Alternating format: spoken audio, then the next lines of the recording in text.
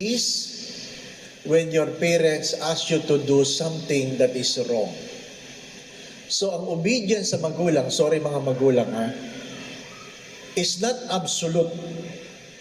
You cannot demand obedience from your children if you are asking your children to do what is wrong. Sana maliwanag yun. Ano po? Ikalawa,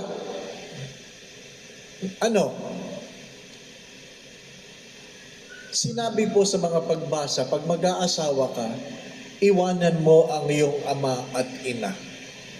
Diba? Good news, bumaba overall. Yung tanong na, susundin ko ba?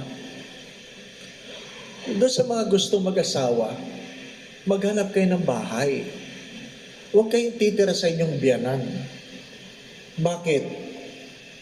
Yung tanong na, Father, hanggang kailan po ba makikialam ang aming biyanan? Ang sagot ko doon ay, kanino ka nakatira? Pag sinabi niyang, nakatira po kami sa aming biyanan, ay susunod ka sa biyanan mo. Bakit? Yun ang may-ari ng bahay.